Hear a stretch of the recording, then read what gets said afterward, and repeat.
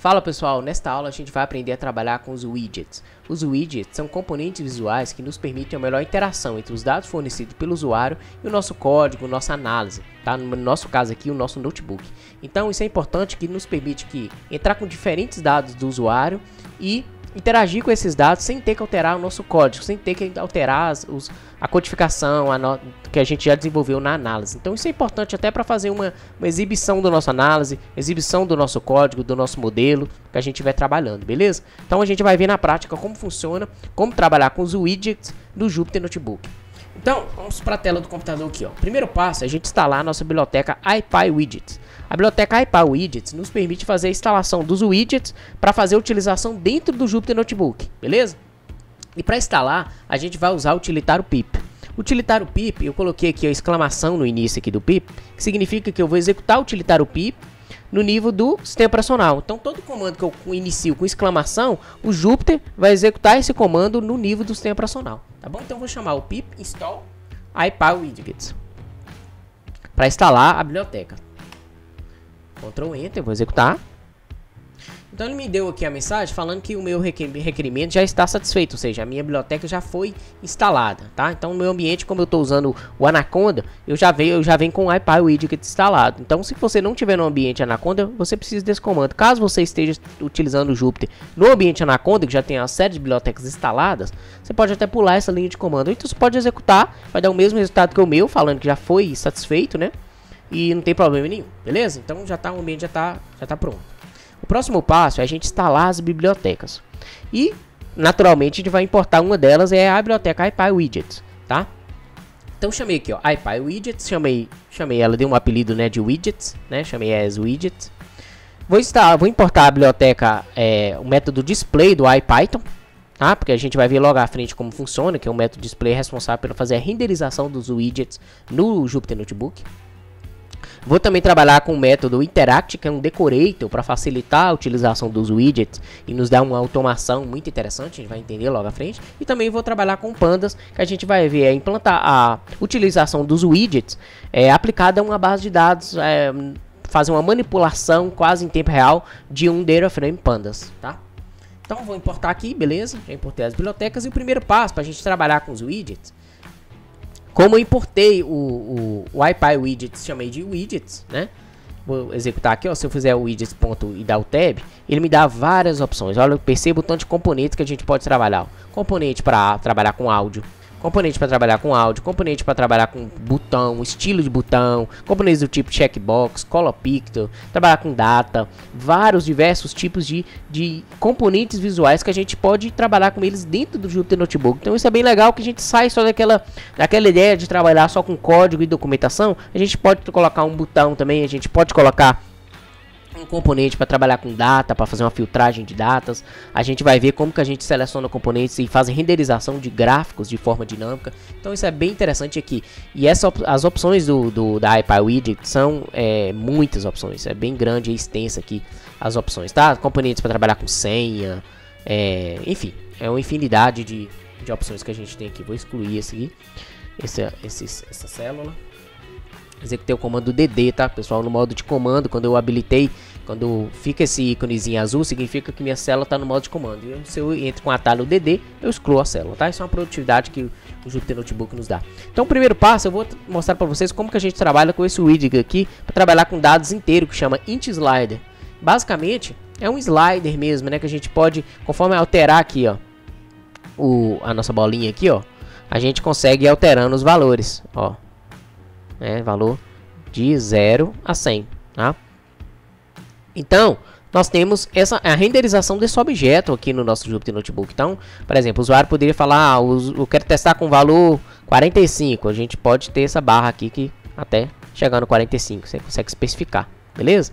Então, basicamente é isso. O nosso widget é esse componente visual que nos permite essa interação, mas vamos entender melhor, né? Então, uma vez que eu selecionei ele aqui, né, eu tenho que pegar esse dado, que no meu caso aqui é o 48, né? Essa é a principal função dele, é a gente renderizar um componente visual que a gente consiga pegar o dado que foi especificado pelo usuário. Então, para isso, para a gente armazenar o valor do widget, a gente pode simplesmente criar uma variável que é receber o retorno da renderização do objeto. Então chamei aqui widget, chamei o método int_slider e armazenei na variável wint. Eu chamei de wint aqui. Então agora o meu objeto wint, ele é o meu componente visual, ele é o meu widget, né? Ele representa o meu widget. E para mim, e para eu exibir ele na tela, eu posso fazer das duas formas. Eu posso simplesmente chamar o wint aqui na minha célula do Jupyter Notebook. Então vou criar uma nova célula aqui, vou chamar wint, que ele vai renderizar aqui para mim. Por quê? Porque o meu Jupyter Notebook ele é uma linha de comando interativa, né? Então a gente consegue renderizar simplesmente chamando a variável, ele já executa a variável nesse caso aqui, tá? Ou então eu posso chamar o método display, tá? Como a gente importou ele anteriormente aqui do IPy Notebook, tá? O método display ele permite fazer a exibição de diversos objetos, entre eles um objeto do tipo widget, tá bom? Então eu posso chamar display wint. E tá lá, ele renderiza o meu wint normalmente. Observe que eu faço alteração aqui, ó, como é o mesmo objeto, ele faz a renderização logo acima também. Isso é muito bacana, né? E pra gente, uma vez que eu já renderizei, armazenei qual a variável que vai receber o retorno do meu widget, agora eu quero pegar de fato o retorno. E para isso, eu consigo pegar através de acessando a propriedade value. Tá? Então wint.value ele vai pegar o valor 27. Então se eu renderizar aqui, ó, pro valor 46, executar novamente o wint.value, a propriedade value, ele já vai pegar o valor 46, 61. Executar o ponto value, ele já atualizou para 61. Então eu mostrei como que a gente instancia o nosso widget, como que a gente exibe ele, como que a gente armazena o valor. Tá? Então, isso é bem bacana. E agora, a gente também tem algumas propriedades dos widgets, muito legal. Então, a gente pode alterar essas propriedades e especificar valores que mais refletem a nossa realidade. Então, um exemplo é esse widget aqui do tipo bounded int text, né? A gente consegue, é um exemplo que a gente vai ver esse tipo de widget, e aqui eu estou especificando algumas propriedades, como por exemplo o valor. Então, value aqui significa o valor padrão que ele será renderizado. No meu caso aqui eu especifiquei o valor de 7. O valor mínimo, então ele vai inicializar em 0. O valor máximo será 10, então a gente não consegue especificar um valor superior a 10, é o valor máximo. O step é igual a 1, ou seja, para cada incremento que eu fizer no meu widget, ele vai subir de 1 em 1, poderia ser de 2 em 2, enfim, do valor que você especificar. É como se fosse o valor de acréscimo, de incremento, né, o step. E a description é a string que vai anteceder o objeto renderizado. Então, para isso, eu vou criar aqui o objeto boundInt e vou chamar o display para renderizar ele. E tá lá. Ele colocou para mim aqui o valor de description, ou seja, da descrição. Eu chamei de valor, poderia ser qualquer nome, né? É importante aqui você fazer a ligação com o tipo de dados que você espera ou a variável que esse widget irá coletar o dado, né? Para onde que essa variável será utilizada, onde que esse dado será armazenado, para fazer sentido com o seu projeto, lógico. Tá? Então, observe que ele vem com o valor de 7, que é o valor default, e eu posso especificar aqui os componentes para ir aumentando, ó, ou diminuindo. Então, estou incrementando aqui através do valor de step. Então, como eu especifiquei o step igual a 1, ele só vai subir de 1 em 1. Beleza? É de 0 a 10, então não é menor que 0, que o valor mínimo é 0. E também não é maior que 10, porque o valor máximo é 10. Tá bom? Então, bem simples, bem bacana. O widget bounded int text, né? Renderizei ele aqui. E mais uma vez, eu posso pegar o atributo, o valor que foi especificado pelo usuário através da propriedade value. Então vou voltar aqui para a gente fazer mais um teste. Vou especificar o valor 4. Se eu executar aqui o boundInt, que eu chamei a variável .value, ou seja, a propriedade me resgatar o valor do meu widget, ele está com o valor de 4. Então, suponhando o cenário que eu acabei de introduzir, né, a gente terá o usuário entrando com esse valor, né, para consumir o modelo, para testar uma determinada função, fazer alguma análise, etc. Tá? Beleza. Agora, a gente tem o widgets para a gente trabalhar também com dados em texto, em formato de texto. E para isso, a gente vai ter o widgets, que o nome da classe dele chama text. E é importante a gente olhar isso aqui, que é interessante que, pensando no cenário que você tiver um modelo de análise de sentimento, por exemplo, e o seu modelo está treinado com diversas frases, né?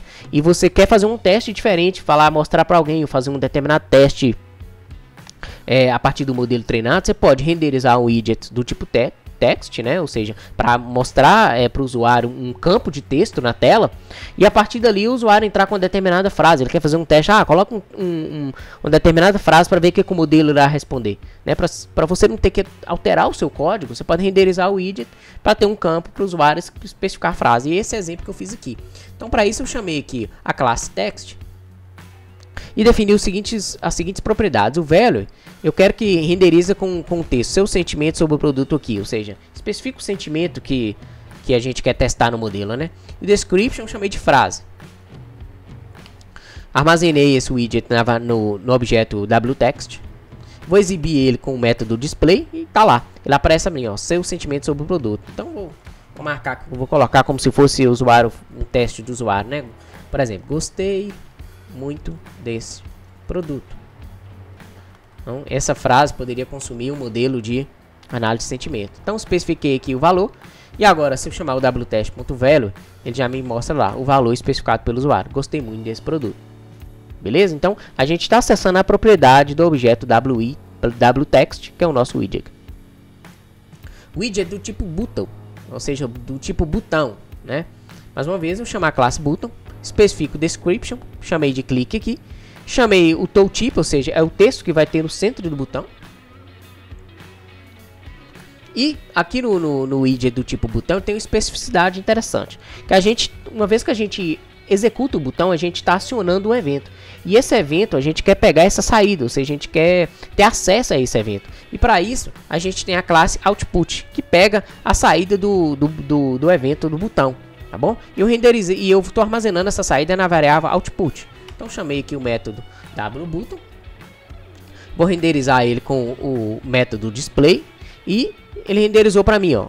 Clica aqui. O tooltip, eu acabei falando um pouco errado aqui, é o texto que irá aparecer quando eu posicionar o mouse em cima do botão. Então, quando eu posiciono o mouse em cima do botão, ele mostra o OK, tá? O clique aqui é o valor de description, beleza? Então, clique aqui, o meu botão não está fazendo nada. Por quê?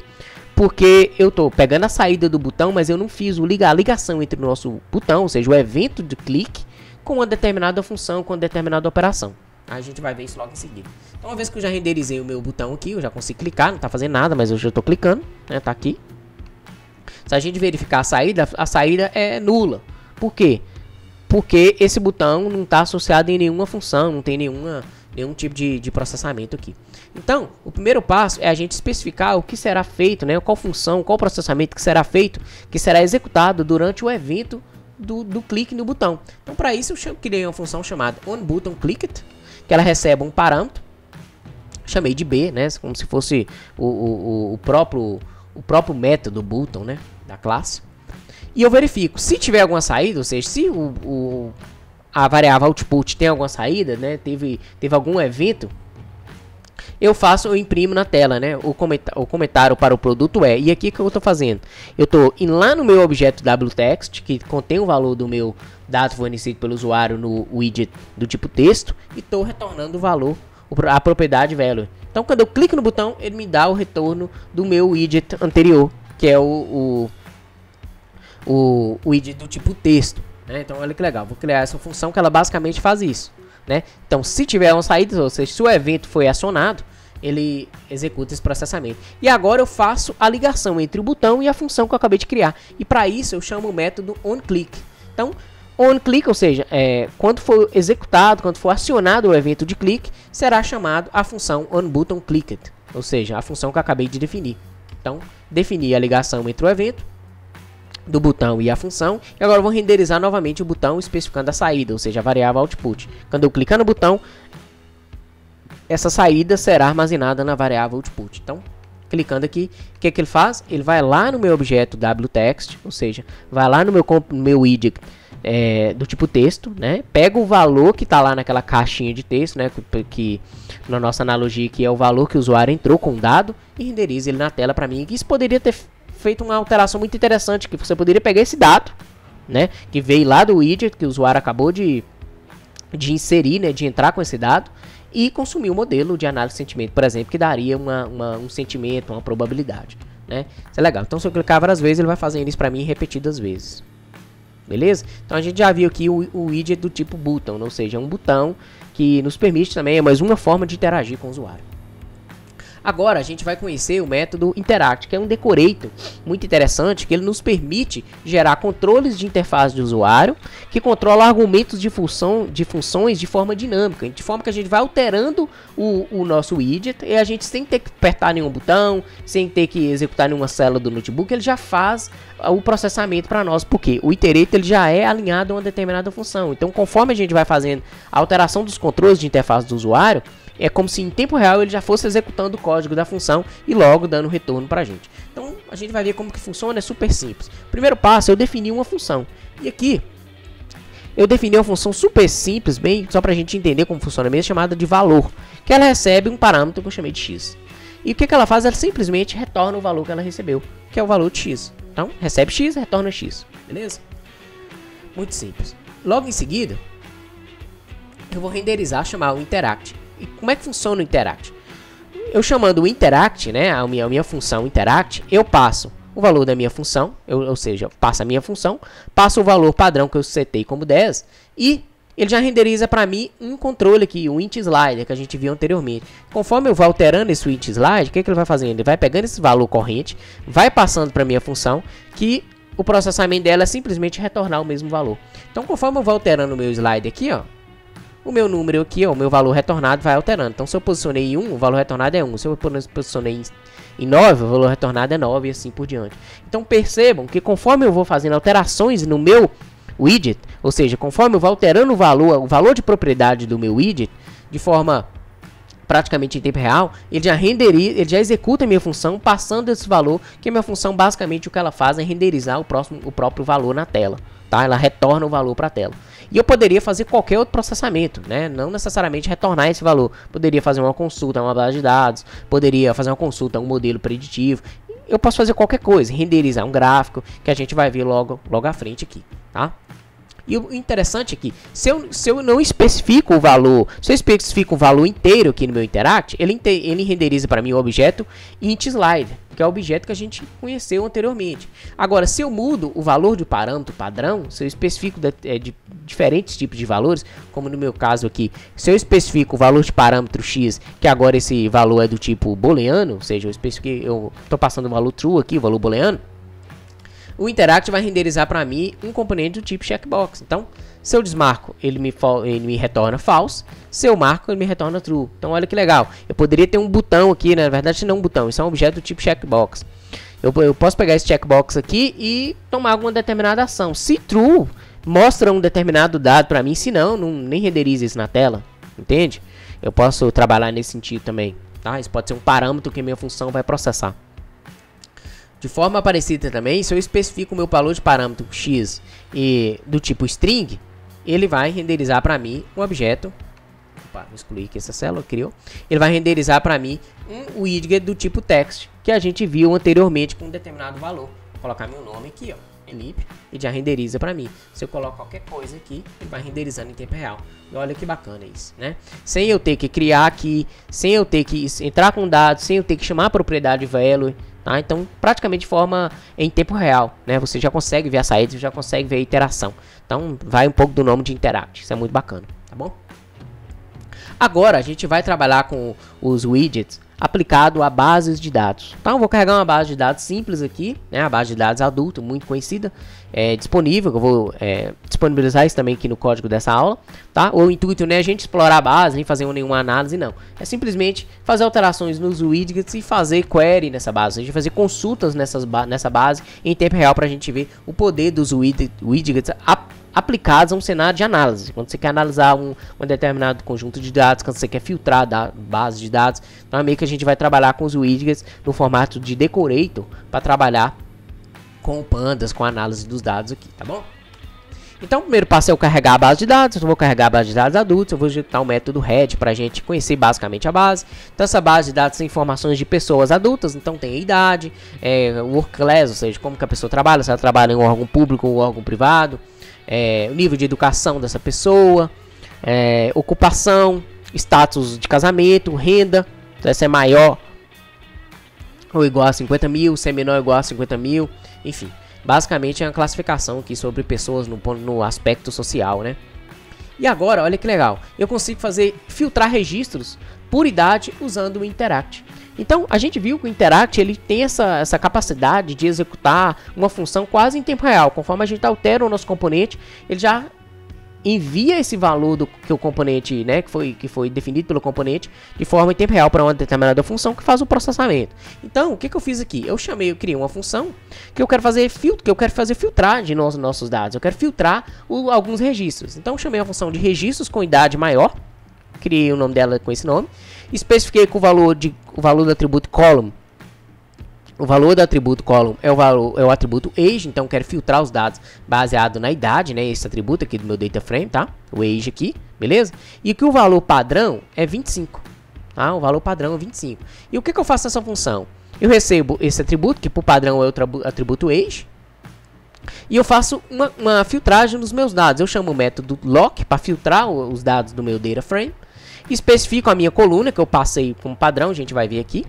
Tá? E faço que o valor dessa coluna seja maior que x, ou seja, eu quero só os registros que sejam maior, que no meu caso aqui, que a idade, tá? Então todos os registros do meu data frame serão filtrados a partir do meu componente Interact. Então vou renderizar para a gente entender como funciona na prática, é mais fácil do que simplesmente explicando. Então o que aconteceu aqui, ó?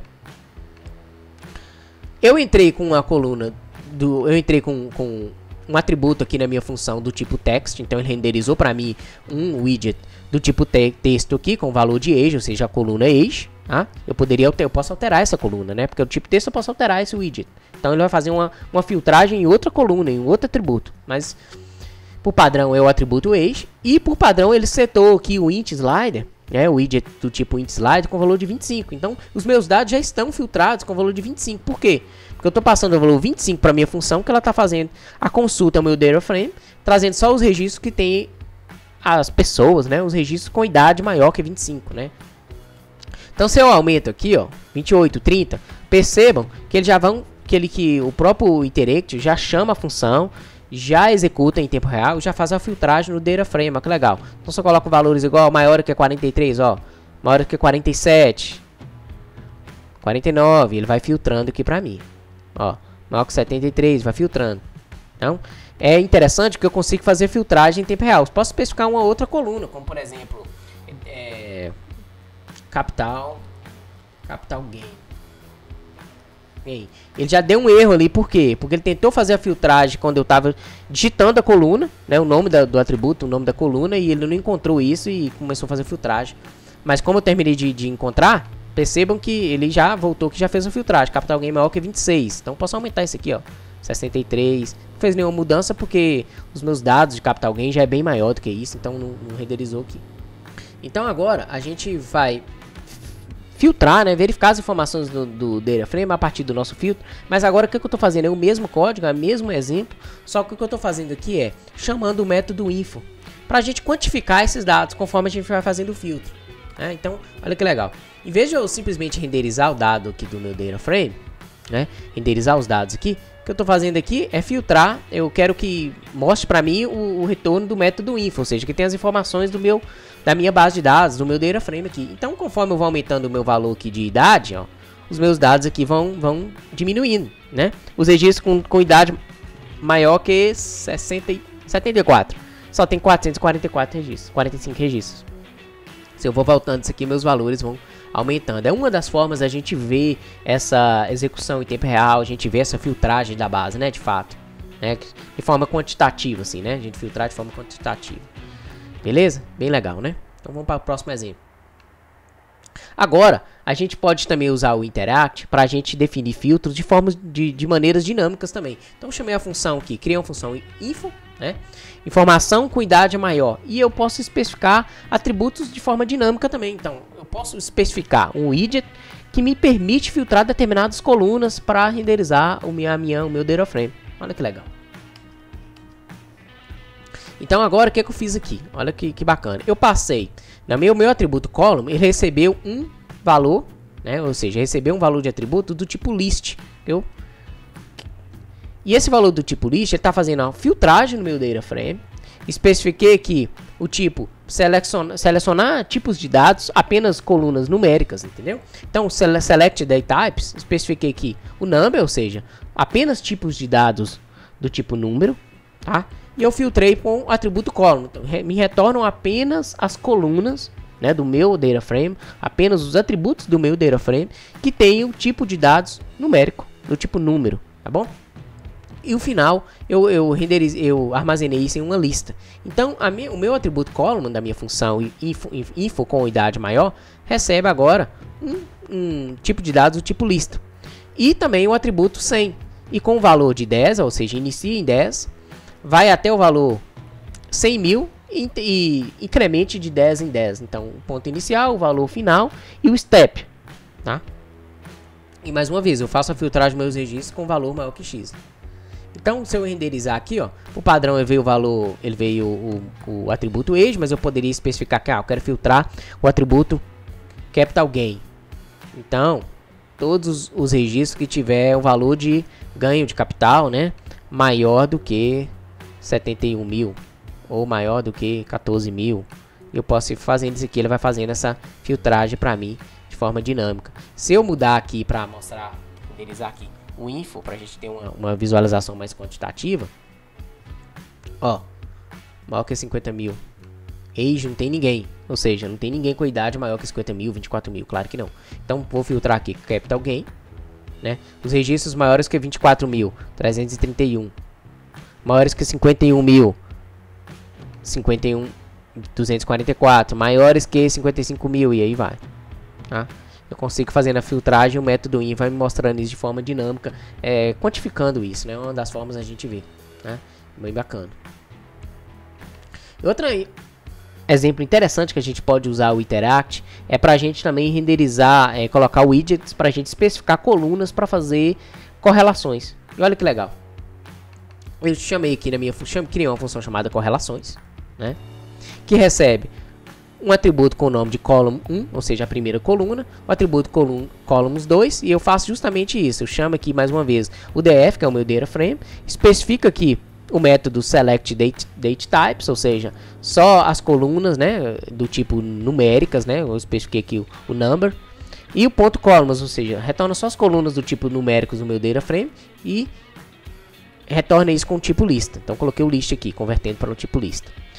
De forma igual, eu também coloquei na coluna 1 e a coluna 2, retornando, fazendo a sua filtragem, apenas os atributos do tipo numéricos. Logo em seguida, eu calculo a minha correlação. Então o que eu faço aqui? Eu chamo o primeiro atributo, ó, df column1.core, ou seja, especifiquei que eu quero a correlação entre o atributo que eu especifiquei no meu widget, no meu primeiro widget, né, que eu chamei de column 1, calcular a correlação com o atributo do segundo widget, que eu chamei de column 2. E por fim, eu imprimo essa correlação. Coloquei o texto, correlação entre os atributos. E imprimo o valor de correlação que armazenei na variável core. Super simples. E olha que legal. Então, eu tenho o atributo age aqui. No column 1, eu especifico o age. Vou especificar que eu quero calcular a correlação entre o atributo age e o atributo capital gain. E ele já me dá o valor de correlação aqui. Então já executou o método core aqui do data frame, passando os dois valores, tanto do da coluna 1 quanto da coluna 2, e já me retornou o valor de correlação.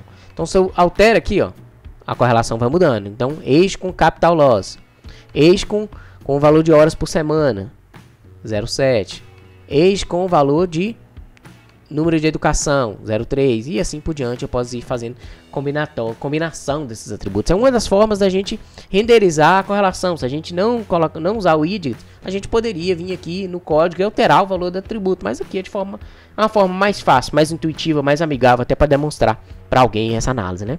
Agora a gente vai ver como usar o Interact para fazer renderização de gráficos, como renderizar gráficos. Da mesma forma que a gente viu como calcular correlações, como usar o Interact para fazer filtragem no nosso data frame. Então a gente pode usar o Interact também para renderizar gráficos, isso de uma forma dinâmica, ou seja, conseguir especificar quais os atributos que a gente quer ver graficamente, a relação entre eles, né? Então, para isso, eu vou mostrar um exemplo aqui usando a biblioteca Matplotlib e depois um exemplo usando a biblioteca Plotly, que nos permite um gráfico mais dinâmico. Então, vou importar a minha biblioteca Matplotlib aqui, beleza? Logo em seguida, eu vou criar uma figura e vou chamar o Interact. E agora, eu vou criar uma função que eu chamei de scaterplot, que eu defino os valores de x e y a partir da filtragem de atributos, apenas de colunas de atributos que têm o tipo de dados numérico. tá? E logo em seguida, depois que eu faço depois que eu especifico, né, quais os atributos que eu quero, eu chamo o método plot para fazer a renderização dos gráficos passando o valor de x e y, ou seja, passando os valores dos atributos que eu quero renderizar graficamente aqui. Então, olha que legal. Eu posso chamar o método age, por padrão ver o método age, ou a coluna age, né, padrão, e agora eu vou especificar a coluna capital gain mais uma vez. E ele já faz a renderização do gráfico aqui para mim, né? Um gráfico de dispersão. Você especifica um outro atributo, uma outra coluna capital loss, age versus capital loss, ele também mostra a dispersão entre esses dois atributos, ó. Você especifica aqui education num com capital loss e assim por diante, capital gain, assim por diante, ele vai fazendo essa renderização do gráfico para mim. De forma parecida, né? De forma praticamente igual, eu posso usar também os widgets para fazer renderização de gráficos utilizando a biblioteca Plotly, que nos permite um gráfico mais dinâmico, né, com mais opções. Então, para isso, eu vou importar a biblioteca Plotly aqui, vou definir o modo do notebook do tipo offline, né, e também vou importar a biblioteca Plotly Express, o módulo Express da biblioteca. E eu vou substituir, ou seja, vou reescrever a função scatterplot, mais uma vez pegando os registros de x e y, do mesmo jeito, só que agora eu vou chamar o px, que é o meu Plotly Express, e vou chamar o método scatter, passando os valores de x e y. A mesma coisa, o que mudou foi só a biblioteca. Em vez de eu renderizar um gráfico utilizando o matplotlib, agora eu estou renderizando o gráfico utilizando o plot. E olha que legal. Eu tenho um gráfico bem mais dinâmico, né? Eu consigo passar aqui o mouse, ele me mostra os valores de x e y dos pontos, e de forma parecida tem também os controles aqui da biblioteca Plotly, né, os menus aqui que é interessante, toda essa interatividade aqui. E agora, o que interessa mesmo são os widgets aqui, que a gente consegue fazer alteração e ele já vai mudando aqui a renderização do gráfico. Percebe que ele é um pouco mais lento, né, demora um pouquinho mais para rodar, mas nada que interfira não. Então posso especificar aqui age versus capital loss, capital gain, e ele já vai fazendo a alteração do gráfico de forma dinâmica aqui para mim. Então, a aula de hoje é isso. A gente viu aqui um exemplo de como usar os widgets, são componentes visuais para a gente fazer filtragem dos dados, para a gente calcular a correlação, renderização de gráficos. E também os widgets são componentes visuais que nos permitem uma fácil entrada de dados a partir do usuário, né, para manipulação do nosso código, para testar algum determinado modelo e alguma execução que dependa de teste, dependa dessa interação entre o usuário e a nossa codificação, a nossa análise, tá bom? Se você gostou dessa aula, dê um like aqui, deixe seu comentário, te vejo na próxima. Um abraço.